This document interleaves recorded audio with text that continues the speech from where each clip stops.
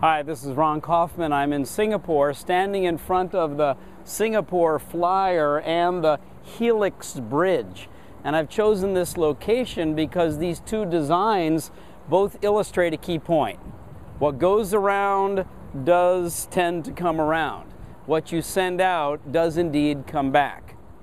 The same is true in the topic area of customer service.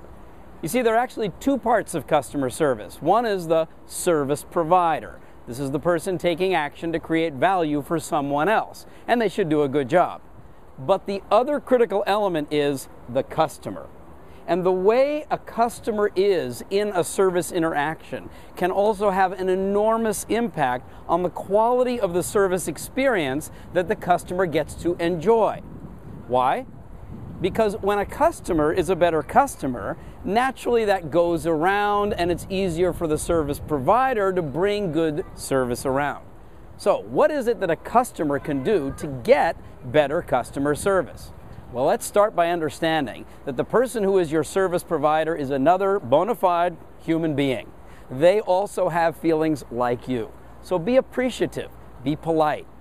Find out the other person's name, your service provider, and use the name. Say, "Thank you for serving me today," with their name. Let them know your name so that you can create a personal connection. If the person serving you has a script or a sequence or information that they need from you, you could also start by saying, "I have everything I need ready here. Why don't you tell me the best way it is to give this to you?"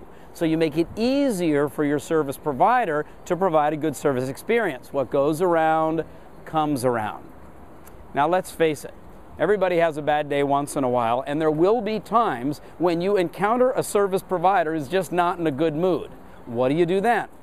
Well, you have two choices. As the customer, you could go off in a huff and go, that wasn't a very good service provider.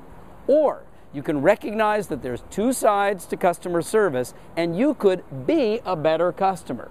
You could be the one that reaches out to that service provider and says, "Well, I can see you're having a tough day. Happens to all of us.